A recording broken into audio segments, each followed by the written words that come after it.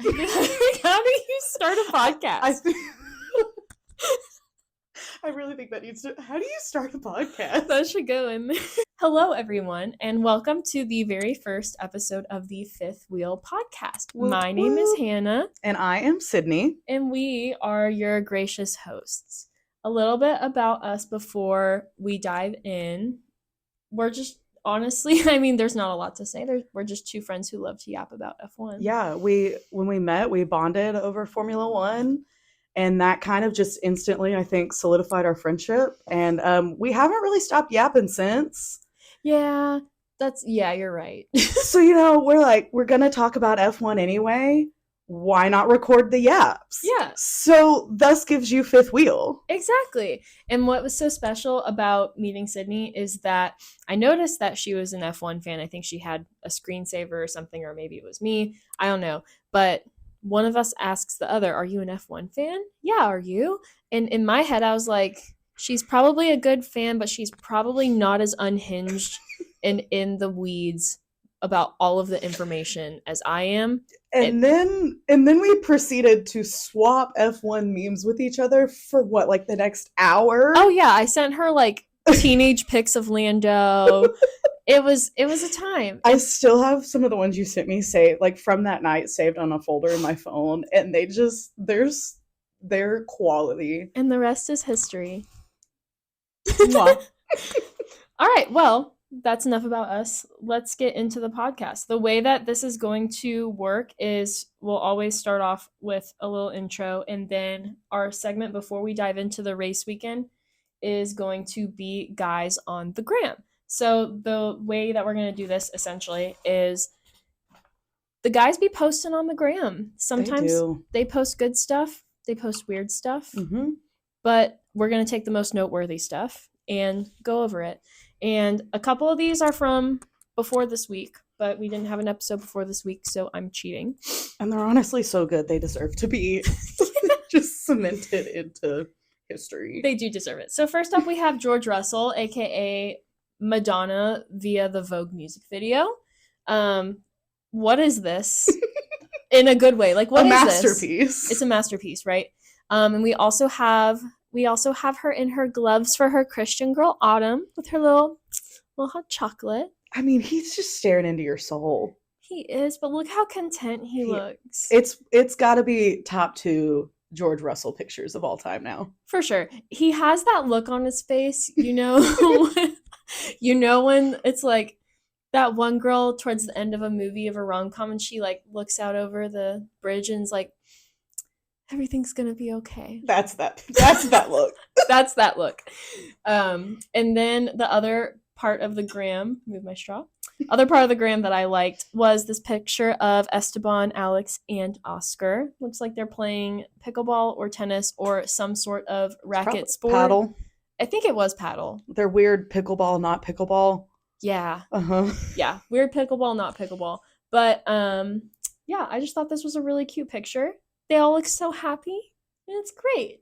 I love how wholesome this is. The happiness continued for one of them. One of them? I was going to say most. 1.5. 1.5. 1.5 of them. And we're about to get into that. But before we do, let's talk a little bit about the track. Interlagos. Between 2 lakes. Wow. Great job. Shout out Crofty for that one. Awesome. So this is a map of the track. I realize that the video quality might not be good enough for you to see this, but I'm going to talk about it anyways. And if you're listening on Spotify, sucks to suck. So basically, this track was built in 1938 on a plot of land unsuitable for housing. So they essentially said, it's not safe enough to live here, but why don't we drive over it 69 times at 200 miles per hour? 71, but things happen. Things happen. We'll get to that. Mm-hmm. What could go wrong? Nothing could go wrong. It's not suitable to live on. What could possibly go wrong? Especially with Hamilton's bumpy car. We'll get to that. But basically, we've got a couple DRS zones here. One thing of note, so former F1 driver Joylan Palmer has made a few comments on this course. He specifically references turn 1. You can actually brake a lot later than you think you can, and you can carry that speed into the apex, which is cool, but You got to time it right, because if you brake too late, you're going to lock up. Specifically on the front left, he says. I don't know that deep of information on the I wonder cars. who would do that. I know. I wonder who would do that. No one. Surely no one will do that. Surely no one. Surely nobody will do that, right? But yeah, because of this track, it's historically a 2-stop race using a softer tire compound. So the typical race strategy before this weekend would have been probably soft, medium, soft. At least that's what it was last year. However, we are about to see that this track, the whole weekend, said, fuck your compounds. It's going to rain. How you liking the rain, girl? It's gonna be nice and wet. So next up, we have the sprint race. Would you like to take this one? Yeah, so the sprint race, I mean, 'twas entertaining. Orange car went fast. Orange car went fast. And you would think, surely the race can't top that. Oh boy, did it. I mean, but the sprint itself, I mean, it was a solid race. Oscar looked solid. He was quick. He had a good start. I mean, Oscar won that race. Yes. Papaya rules. They gave it to Lando, which in theory, he's close enough in the championship to Max. It makes sense. Switch him, give Lando that extra bit of boost. Turns out you really probably could have not done that and given Oscar, his rightful sprint win. But, it was a double podium for McLaren. Yeah. They got the points for the constructors. I mean, that top three it's tight between Red Bull, Ferrari, and McLaren. And so at the end of the day, they did get the double podium. Yeah. But, that race was a doozy. Yeah. Oscar being our selfless king. He really is. He's so sweet. He's so baby girl. They're both so baby girl. They're both so baby girl. Oscar is so baby girl. Oh my gosh. I've always said that Lando's baby girl, but Oscar is somehow more baby girl. Yes. And he's not as appreciated as Lando is in terms of like McLaren's overall organization. And that makes me really sad because I think no, that's a hot take. I don't want to say that I like him more than Lando. I love them both. But I think I've really come to appreciate Oscar. Yes. I think he's kind of come into his own. He's really shown us what he can do this year because I think McLaren has had a better car where we've been able to see Oscar shine more. And because he has proved that he is a damn good driver, it's caused this, we don't have a number one. It's really brought just kind of that tension. And it's, if Lando can't do it, why are we going to sacrifice Leclerc? No, they're going to sacrifice Oscar. Yeah, no. Oscar, we've seen, especially in Monaco, he's a really great defensive driver. In terms of like textbook, he is textbook. He knows what he's doing or he knows what he's trying to accomplish, and he's very good at it. And he keeps a very level head, which I can appreciate because, don't get me wrong, the drama's fun. It's awesome. But especially for how young he is, it just seems like... I feel like he's shown a lot of maturity that you don't see in a lot of younger drivers because it's his third?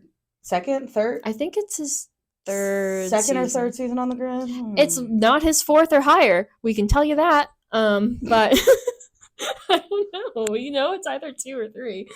But regardless, yeah, I think he's going to be a threat. He's going to be... Oh, absolutely. He's going to be a force to be reckoned with in the coming years. And I think the way McLaren has handled it this year was questionable at times. So I think it will be interesting to see how in the future what they'll choose to do. Yeah, I agree. I love you, Oscar. Anyways, Oscar's actually becoming one of my favorite drivers very quickly. Like, he has crawled up into my top 3. He just showed up this year, and I'm like, wait, Oscar? Okay, sir. I know. I'm like, okay, look at you. I really like him. That's my baby girl. Okay, next I want to talk about qualifying. So this might be all you need to know. In case you are listening on Spotify or something, or just can't see, it's just 5 pictures of crashes. So I'll just read my notes verbatim here that I took while I was watching qualifying. I think that's what we both do here because they're so funny. So here are my notes. Colapinto in the wall, frowny face. Signs in the wall, frowny face. Lance Stroll in the wall. I'm going to specifically say there's no frowny face here. Lance Stroll, watch That's your back. important. Alonso in the wall, frowny face. Alex Albon in the wall, frowny face. 5 red flags. 5 red flags. So For yeah, qualifying. all right. So I've got, first and foremost, what the hell was that dumpster fire? Hell? What the hell? What in the same heck was that qualifying? What the hell was that dumpster fire? I'm telling you in all my years. Oh gosh. So I guess we're just gonna change the Brazil flag to a red flag. Someone please go check on the Williams and Aston mechanics. Oh my gosh. The hell is this top 3? Lando, George, and Yuki. And then let's just again, okay, yeah. That top 3. Yeah. I think that was really our first what the hell is a polar bear doing in Arlington, Texas moment. Yeah. Because truly, what the hell is a polar bear doing in Arlington, Texas? And I'm glad you noted that it was the first what the hell is a polar bear doing in Arlington Because moment, because there's more than one. Surely, this is going to be the most interesting thing about a top 3, right? I think there's like 3 polar bears technically, right? So many. There's probably so many more. polar bears. There's a lot of polar bears But in it's Arlington, just, Texas. I think it's really cool because you've got Yuki who rightfully has been in a car. I think throwing Yuki in a car that I would love to see him just wreak havoc in a fast car, but to see him on P3 was just so cool. It was really wholesome. He was so happy, and I love it. And I love how, I don't know if you saw that clip, but they interviewed George and then they interviewed Yuki, and the camera, the height difference. You could only see the top of Yuki's comical. hat. They had to like pause and then lower the camera. It was the funniest thing I've ever seen. The 3 of them are literally the cell phone signal. Yes, should be reversed because this is a bad camera angle, but I thought it was hilarious. So yeah, quali, dumpster fire. Dumpster fire. Race, somehow more of a dumpster fire. More of a dumpster fire. Which leads us into... Yeah. That leads us into the race, right? All right, let's talk this race. Yeah. Even before the formation lap, per our 5 red flags, Alex Albonza did not start because the mechanic, there was so much damage, they could not get him and Colapinto, they could not get both cars fixed, ready to go for race. So we already are down a Williams. Yeah, and we're like, should it have been that Williams that they sent out there? I mean, you could make an argument for both. You could. Because... Yeah, we'll see. We'll see. I mean, who's to... Well, it's not like he might crash again or anything. No, that would never happen. Anyways, moving on to the formation lap. We are just, having a time in the formation lap, and Lance Stroll really just looks up to Charles Leclerc quite a bit. He is his inspiration in everything he does. And just like Charles Leclerc, he decides to beach himself on the formation lap. Except he does this on purpose. I say on purpose. He just drives off, right? I didn't even, it was one of those. I thought he crashed. I thought he crashed because too. It just all of a sudden we're, going along on this formation lap, and we cut to Lance in the gravel. I assumed, he pulled a Lance anyway. I assumed he pulled a Lance, slipped off the driving line, something, ended up in the gravel. No, you watch that. He comes off track and drives himself into the gravel. Yeah. And gets stuck. At least Charles last year, his engine, you literally just cut saw out, the right? engine just give out. That was involuntary. But Lance said, you know what? I'm going to do one better. I'm going to just drive off. Who needs the track anyways? Which... I'm going to take the scenic route. Him doing that, this race would have been chaotic anyway. But him doing that just leads into this, chain reaction of events. So we already have, abandoned start or abort, because they have to do another formation lap. Mm-hmm.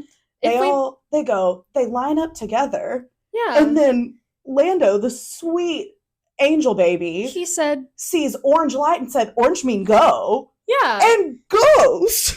I guess maybe it's because he's a McLaren, right? But right. To put it simply, so when you're the race leader and you're going to make a formation lap, there's a green light that will pop up, right? That tells you to go. Green means go. As far as I am aware. Yeah. Maybe Lando knows something. Lando loves orange so much, he said, "Orange mean go." Yeah, the green light. Me see orange, orange me go. Orange me go. Orange me go. Orange me go. And this causes, so Lando goes, and then George is like, "Oh, I guess we're going." And then Liam and Yuki both almost immediately follow suit.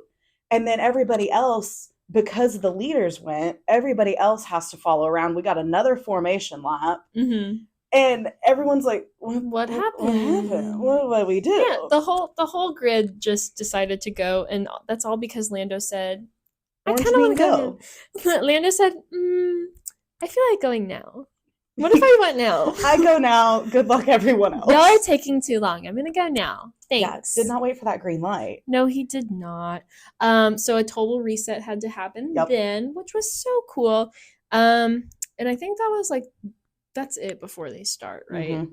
Carlos is starting in the pit lane because he had to replace the gearbox and power unit after his crash in qualifying, which is just very slay. Cool. Love a good pit start. Yep. Let's see. My first note here is Checo spin out in lap 1.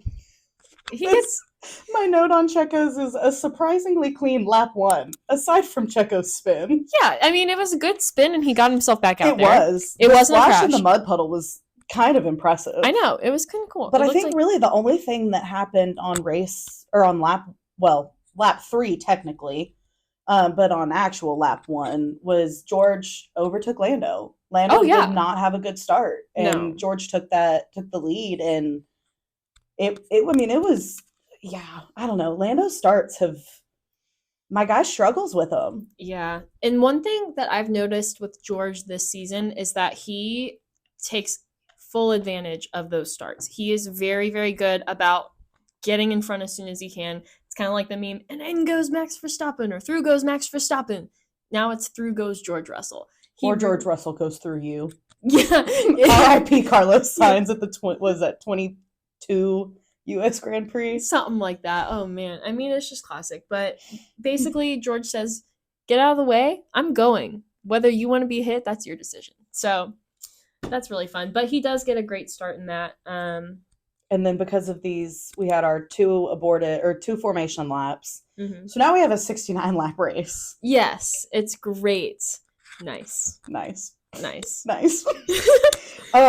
really liked that too. Haas really, I don't know if anyone else saw it. The actual Haas, Team Haas Twitter, X, whatever, I'm gonna call it Twitter, posted 69 laps after aborted race start or whatnot. They replied to themselves with just nice. And I just, for the pinnacle of motorsport, I love how unserious this sport is sometimes. You actually stole the words out of my mouth. Actually. I was about to say, I love how not seriously they take themselves. Nice. It's like, aw, they're just like us. They're just like us. Oh my God. They put their pants on one leg at a time, and they make 69 jokes like 12-year-old boys. Right? Because that's what they are at heart, right? They never grow up. Oh, no, yeah. And so then, I think between the start, you had Lando and everybody else going off, and then they start talking about Mercedes. They were adjusting the tire pressures with the tires on the car, which, fun fact, evidently you're not allowed to do. You can change your tire pressure, but the tires have to be off the car, which McLaren was adjusting the tire pressures, but they had the tires off the car. So we're in the middle of this race, and we don't know, it's like race is progressing, but these things have been noted by the FIA and are going to be decisions after the race. So it's like this all happened at the very beginning of the race. This is within the span of 5 minutes. Yeah, and so we don't know. They could finish, but then because the whole start debacle was kind of unprecedented. There weren't clear guidelines in the rules, as there's just not, it seems, more often than not. And then it was the same thing with, the whole aborted start, then the tires, what do they do? Turns out, not really a spoiler, which I think Lando and George got fined 5,000 euros because they were the front 2. So It was they went, and then the other 2 basically just got a slap on the wrist, hey, next time, wait for green light. Yeah. And then Mercedes got fined 5,000. Yeah. So nothing really changed order-wise, but you had some weird penalties that were getting deferred to the stewards. Nobody really knew if they were going to affect the race. Rest of race happened. And Dear Lord. Sometime after that, Ollie Behrman, who is now driving for Haas, is and is just driving behind Colapinto, and he decides, you know who I really look up to? I really look up to Lance Stroll. And he just decides to rear end him. Just for fun. Man. Luckily, like, nothing really happened from that, except for Ollie Behrman got a 10-second penalty. However, it was just very funny. It very big deja vu to the rear-ending Daniel Ricciardo thing. God. And didn't he go on the radio, Ollie, and say, like, what's he doing or something like that too, right? Or am I wrong? No, that was, I think, Lance. That was the Lance and Daniel. Lance basically blamed Daniel for stopping on a corner. Oh, yeah. And Oscar came back. Oscar was like, it's a corner. Yeah. You brake. Yeah. And it just, I think that was one of those moments last season. Or what's that? I don't even know. Was that this season? I think that was this season. Or was it? It was either this season or late last season. They all run together. I know, especially with like Logan going in and out and Daniel coming in and out. It feels like that should be happening like between seasons, and it's just happening mid-season. But yeah, I'm confused. Basically, Lance Stroll just is always involved in something. Yeah, and he served as an inspiration to Ollie Behrman that day. So one thing I did note about the track itself also, like during the race, is that they're using intermediate tires, right? And I already covered tire strategy.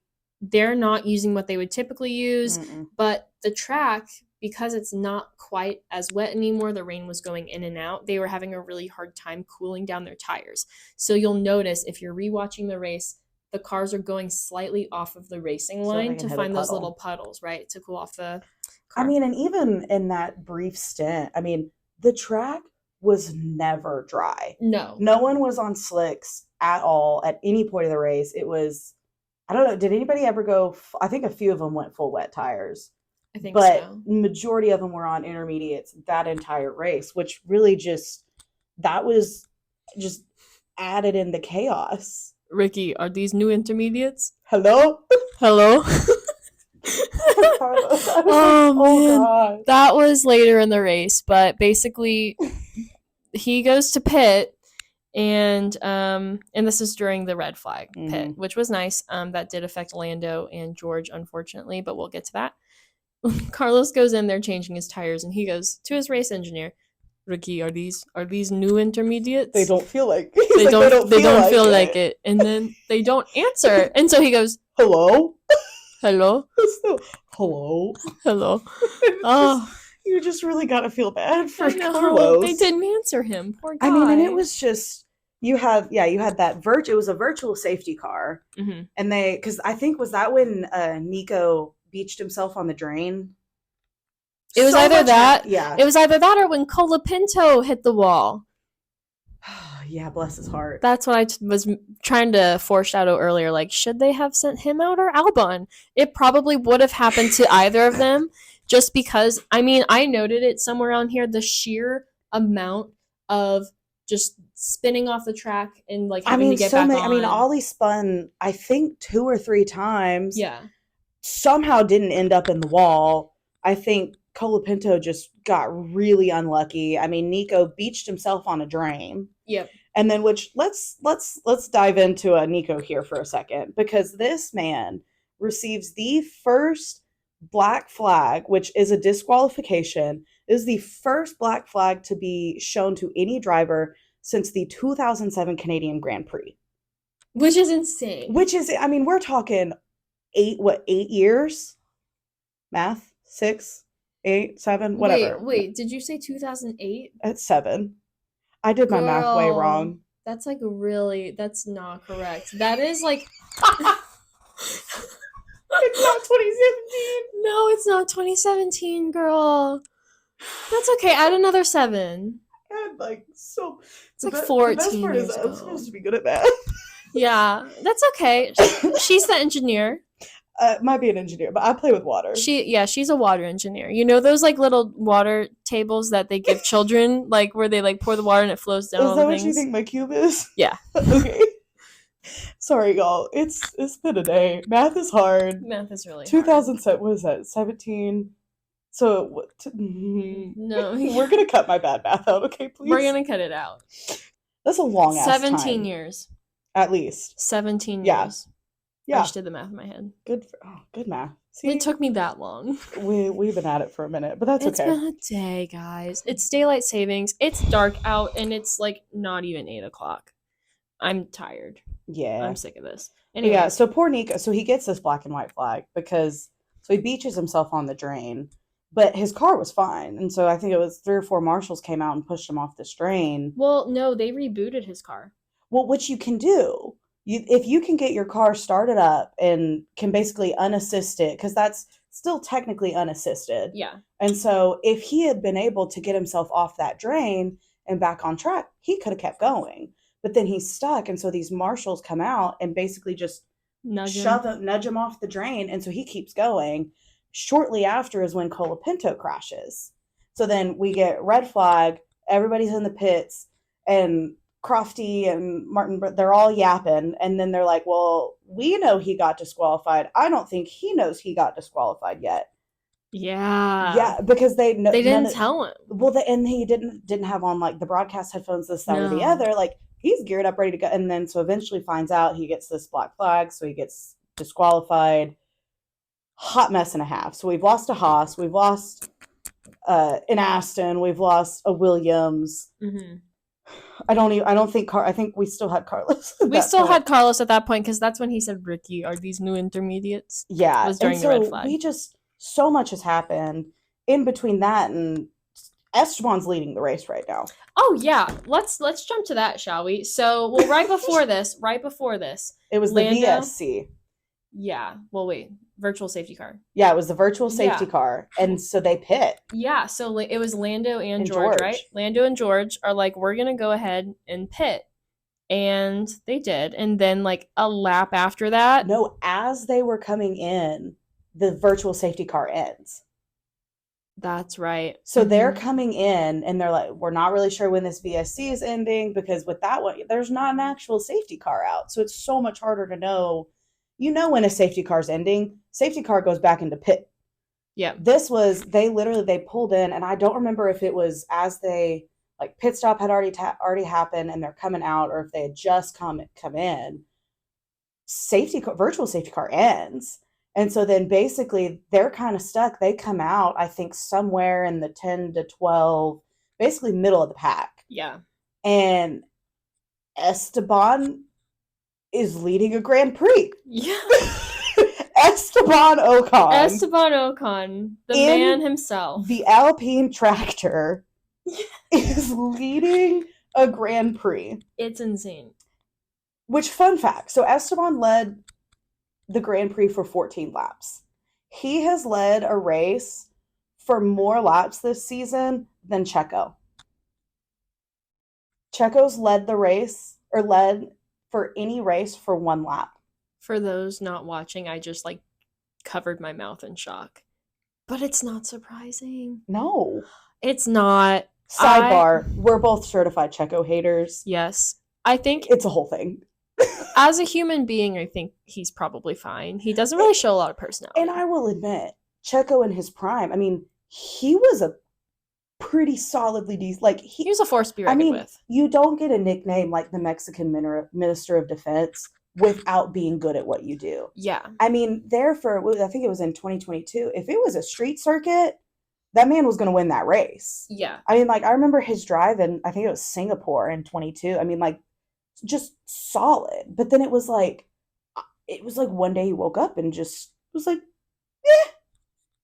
He said, I'm getting a lot of money from these sponsorships. I'm feeling pretty comfortable. I think I'm done. Yeah. Rest in peace, Checo. Anyways, back to Esteban, who is now leading race leads. Leading the French out of a civil war. Seriously. Oh my God. And at this point is Pierre in P2? I think Pierre's P2. Yeah, so Pierre's P2. It's a 1-2 Alpine. This is insane. And all while this is happening, I would like to say, so Max starts out P17. Max Verstappen, right?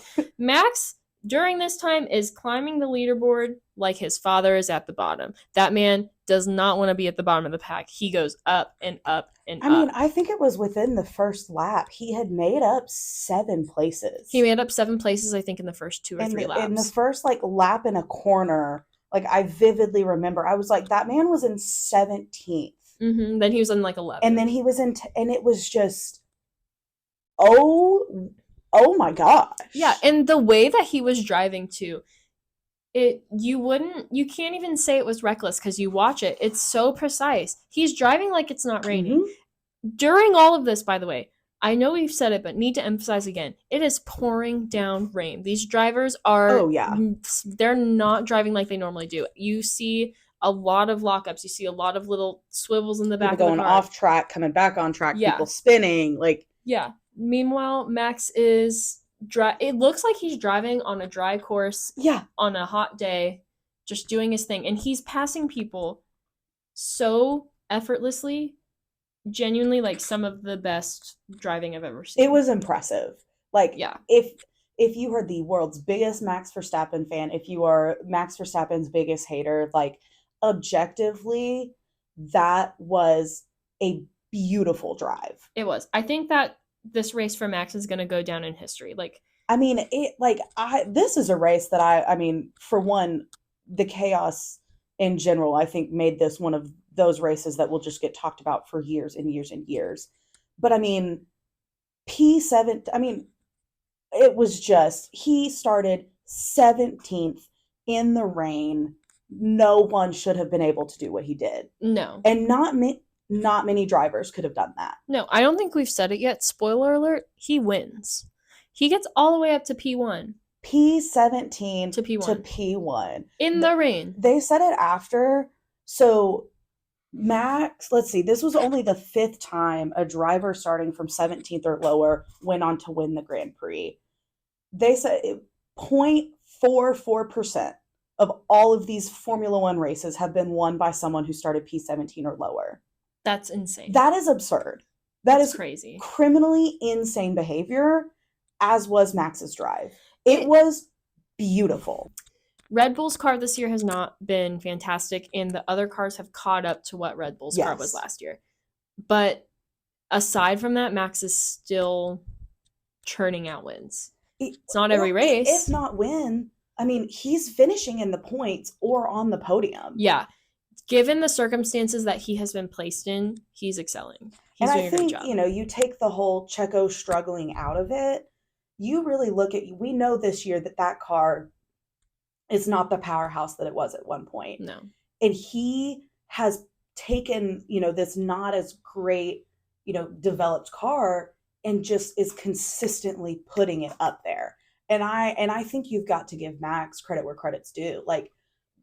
We're neither of us are gung-ho Max fans. No. I think we both respect him, but we don't actively root for him while he's racing. I've heard the Dutch national anthem a few too many times. Yeah. For sure.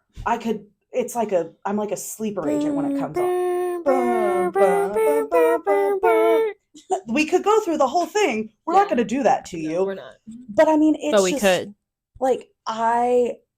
I voted for him for driver of the day. And I don't think I had ever done that before, because it was when he's winning by 12, 15, 20, 30 seconds. It's he's been in the front the whole time. Not that he wasn't working and driving great, but it's you're also not, you're not, you just got to keep the car on track at that point. Yeah. This was a drive that I don't know that I'll ever forget. No. It was just, oh gosh, it was beautiful. Absolutely insane. I, like Sydney said, I more so lately just have been liking Max more and more from a personality perspective. I've always thought he was a great driver, if not been annoyed by the fact that he's so good. I know. But us being Ferrari fans, I know. Let's not talk about the red car, okay? But red car not go fast. Red car did not go fast this weekend. Red car, sad. But anyways, me and Sydney both, I think, can agree Max is just, he's already an F1 legend, and he is honestly so good that it's for the betterment of the sport. People are having to adapt to catch up with him, and I think that's a very respectable thing, and I will always respect him as a driver because he's just very fucking good. Regardless of me not wanting to hear the Dutch national anthem anymore, we've heard it enough. Yeah. I've heard it enough, and I'm afraid that it's not the last time I will hear it. It's not. No. But I will say, you want to know, I thought about this weekend, or like before, I think it was Saturday, I caught myself. I was like, I kind of miss the Dutch national anthem. And I literally, my last note here is, I think I have been Stockholm syndromed by it. Yeah. I think we've heard it so much that, like, when I hear it, I'm like, it's almost comforting. It's almost like I'm like, oh, I'm home. It's like, I know this one. I know this one. I know this one. And I mean, yeah. So Max, masterclass of a drive. And then I think, so we've got to talk about Alpine. Because, so Max wins. So he eventually does overtake, works his way up the grid, overtakes Pierre, overtakes Esteban. He's now P1. Mm-hmm. But that leaves you Esteban Ocon and Pierre Gasly in that Alpine tractor, P2 and P3. Yeah. That's our podium. I can't believe that still. It's insane. It's not only the fact that it's just the Alpine tractors, but we have the friends to enemies to lovers timeline of Esteban. I mean, I think they fixed the French Civil War. I think this is like genuinely like mom and dad aren't getting a divorce anymore. No. They found the spark. They rekindled. And like, this was our other, what the hell are two polar bears doing in Arlington, Texas? Yeah, those are the other two polar bears. Because I can't imagine the people who woke up and didn't watch the race and see Max Verstappen, Esteban Ocon, and Pierre Gasly. Because, like, what the hell? What the hell? What in the hell? Like, but then, like, watching them finish, and just, like, I caught myself tearing up. Just, like, the sheer joy that the Alpine mechanics and just the entire Alpine team had. Like, you can't, like, I think that it's moments like that I really just am reminded of, like, yes, the sport can be frustrating and heartbreaking. We're Ferrari fans. Like, we know about that. But it's just, like, no matter who you're a fan of, like, that's just humans being cute and excited and loving what they do. And I had a blast watching that cool down room in that podium. That was so fun. It was so fun. And really, like, them doing that really just kind of opens up this door for this, like, mid-pack Constructors' Championship race. So if y'all haven't looked, so Alpine getting second and third bumps them up to, I think it's 6th in the Constructor Championship. So now them, Haas, and Alpine, Haas, and RB are all separated by 5 points in the Constructors Championship. That is so And we have what, three races left? 3 or 4? Vegas, Qatar, Abu Dhabi. Yeah. I think there's there's 3 or 4. The less. We're really good at math. We're so good with numbers today. Oh my god, I love numbers. So good at numbers. I love numbers and numbers love me. But yeah, talk about a good day for the French. Seriously. I mean, like that. I mean, Alpine, like, they have struggled this whole year. Yeah. I mean, like, they've just kind of been there. I mean, they've done better than, poor Sauber. Oh man, we don't need to talk. You gotta feel bad for them. You gotta feel bad. But so that this one race and this one, I think it really just brings back that just the rain is the biggest equalizer in Formula One. It really is. Because, look at your qualifying order. Look at really the entire, like, order of the grid at any given point in this race. And then you have a Red Bull and 2 Alpines. 2 polar bears in Arlington, Texas. 2 polar bears on top of a podium at Interlagos. Yes. But I also like what you said about rain being like the equalizer for Formula One. This is where drivers' strengths, but mostly their weaknesses start to show. Yeah. Because, going back to Max Verstappen, he knew what to do. He knew what to do, and it shows how much everyone else didn't. Whether that was them, whether that was an issue with their car that needs to be addressed, it was just crazy. I think we forgot to mention Sainz did crash. Yeah. Yeah, Sainz is out of the race. We both just kind of didn't bring that up because it's a little sad. It's a little sad. Sainz is my favorite driver. Would like to know. I don't think we covered that in the beginning. Yeah. So for context, Hannah's favorite driver in the world is Carlos Sainz. I am a Charles girly, but also big Carlos. Ferrari in general. Yeah. But if we, like, gun to the head, who's your favorite Formula One driver? Yeah. I'm going to go Charles. I'm gonna go Carlos. Which is why we're the perfect duo. His hairline needs to be studied. His entire being just needs to be studied. It does. Yeah. Love him. I love him. I love you, Carlos. If you're listening, I love you. Yes. Anyways, was there anything else about the race before we dive into after the race? I mean, I think simply lovely. That race was simply lovely. I mean, it was panic-inducing, and I was anxious the entire time watching it. But, like, I think grand scheme of things, like, that was a damn good race. I mean, it was... What more could you have asked for? I mean, the Ferrari's having a better race, but objectively... we'll take what we can get. Beggars can't be choosers. No, at least one of them finished. Yeah, seriously. At least one of them lives to tell the tale.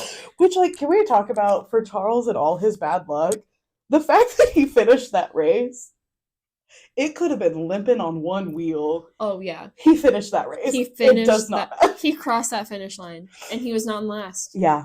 So. I mean, I think at the end of the day, like, this race weekend was insane. Yeah. So much happened. I mean, like, we could probably fill several podcast episodes on this weekend alone. I mean, shoot, didn't even really cover the sprint because there's so much with the race. The stuff. There's too much.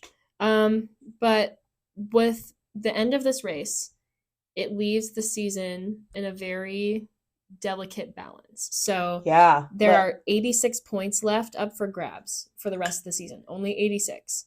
If hypothetically you wanted to get all 86 points, a driver would have to win all of the races from here on out and the sprints. I think there's only one sprint race left, right? Mm-hmm. Yeah, and the sprint race. And they would have to have the fastest lap at every single one of those races that they win. So it's so crazy. I mean, this championship, I mean, so Lando did not have himself the best of days. No, he did not. Which we kind of touched on it earlier. I mean, it basically... You should have just let Oscar win that sprint. Yeah. Because with Max winning, Lando finished somewhere mid-points. Like, I think you said he's going to have to win. If he doesn't beat Max by at least 3 points this next race. Yeah, so... It's Max's championship. Yeah, so basically Max will automatically take the title regardless of the outcome of the next few races if Lando does not outscore him by at least 3 points at this next race in Vegas. 3 points is so little. Yes. That is such a delicate... And I think with the caliber of drivers that they both can be... Yeah, I think Max takes drivers. Yeah. Okay, we're on the same page. I think Max would take drivers, and I think McLaren might take constructors. And I'm gonna hold on to my delusional Ferrari hope. I think constructors is gonna be Ferrari, McLaren, Red Bull. Oh man, I hope so. That's my, like, Delulu. I would love to see it be Ferrari, McLaren, Red Bull. Yeah, because at this point, Oscar and Charles just got basically cut from the running for driver championship. Yeah, they mathematically literally cannot do it. Yeah. So I think, I mean, your drivers is between Max and Lando. I think it still goes in Max's favor. I think it does too, but we also have seen a lot of very interesting drives from Lando, and we've seen a lot of mistakes with the Red Bull cars. We've seen a lot of downfalls of the car, and that has really prohibited Max from doing as good as he did. I totally agree, but I think if anybody can sheer willpower themselves to a world championship, it's Max. I agree. I totally agree. I mean, because even in the rain, like, what was that drive? No, really, genuinely. And so, but I think because of the struggles of the car and because the struggles of Checo, like, I think that Red Bull's going to end up third in the constructors, which is, I think, again, just kind of just backs up the driver that Max is, because your team's going to get third, but you're probably going to get first. Might get second, but probably going to get first. Yeah. Checo is really dragging Max down, kicking and screaming, like, with that. Like, if he were doing even just a minuscule bit better, this would be not quite as tight. He was just finishing in the points. But he's not. Consistently. Which... I think we're gonna need a whole episode on just driver opinions. Oh my gosh, I know. And Horner just made some comments about Checo's performance. Let me tell you how delulu I am. There's rumors. Because let's be real, anybody who was here at the beginning of the season knows that Lewis to Ferrari was the wildest of all rumors. That never was going to happen. No. Lewis was never going to leave Mercedes. That was like... It was in February. That's insane. And like, that's what, like, I remember explaining that to my non-Formula One fan friends of like, Lewis leaving Mercedes is like Tom Brady leaving the Patriots. Yes. It's like that's and so it's like we joke, but it's true. Like now I don't think any F1 rumor will ever be so outlandish that it can't be believed.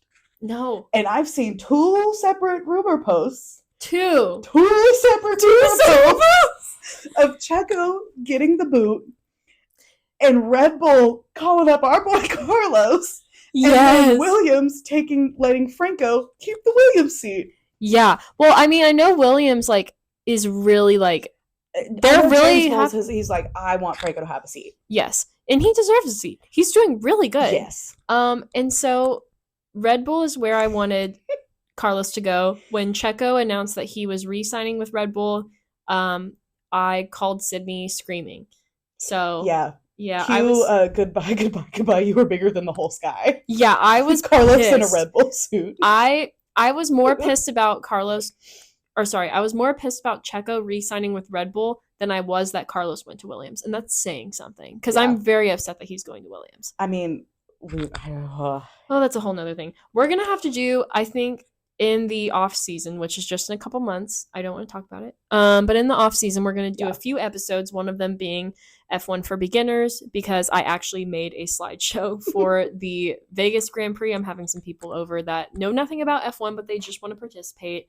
So I made kind of it's a silly, goofy PowerPoint with lots of like actual information. Yes, it's a chronically online girl's guide to Formula One. So we're going to do that. And I think we'll have to do a whole nother episode about driver placements, history with the teams that they're on and things like that. So that'll be fun. Yeah.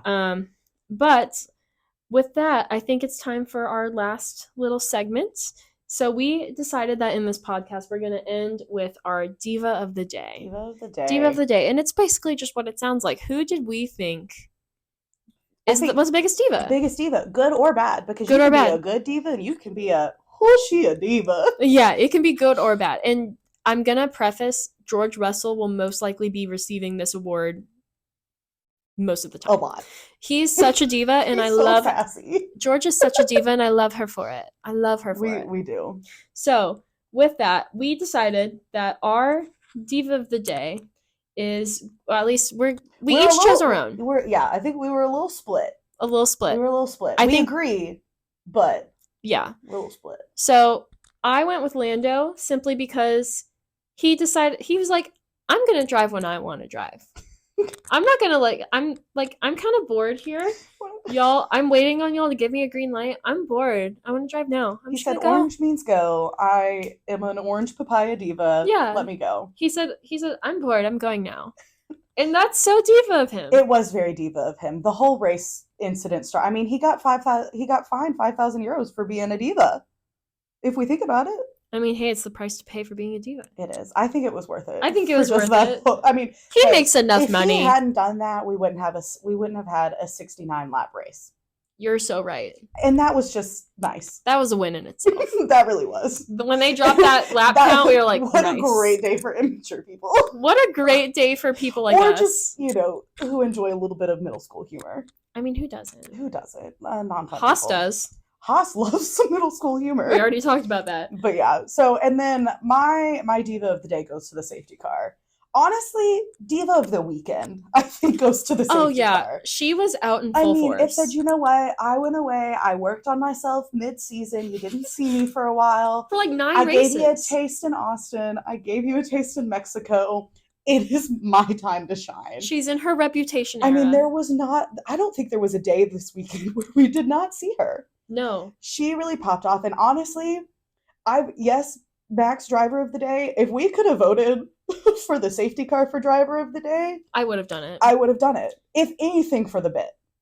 if anything for the bit, but actually for the fact that they really required a safety car like 20 times. Well, yeah. It was or that even bad. they're the guinea pig when we're like, can we do qualifying? Safety car, go check.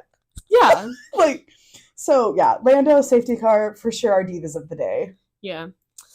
And with that, I don't think I have any other notes, Sydney. Do you have any other notes? I don't either. I mean, we could continue to yap, but I think there's only so long people are going to want to listen to that. I know. And So- this is our first episode. We don't even know if this has been recording properly the entire Which time. will be really funny if it's not. Oh, I'm going to be pissed if it's not. I would be too. It wouldn't be actually I funny. think I'm not going to say anything because I'm going to jinx it. But thank you for tuning in to our very first episode. This has been Fifth fun. Wheel. I know. I mean, we yap about it anyway. I know. And this has gone really well, I feel like. I think so. I had a great time. I had a great time. I'll personally. listen to us. You'll listen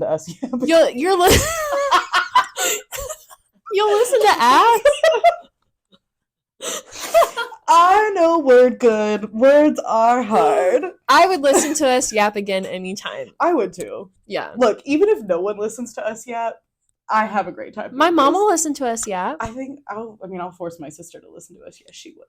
But yeah, Fifth Wheel. We did it. Fifth Wheel. We did it, dude. Thank you for watching or listening to Fifth Wheel. And we will have another episode for y'all in a few weeks after the Vegas Grand Prix. Which, let's go. Oh, yeah. That's going to be Vegas. Viva Las Vegas. All right. Anyway. And with that. Thanks, folks. We'll see you next time. It's lights out and away we go. It is lights out and away we go. Goodbye. Bye. We should keep that. We should keep that.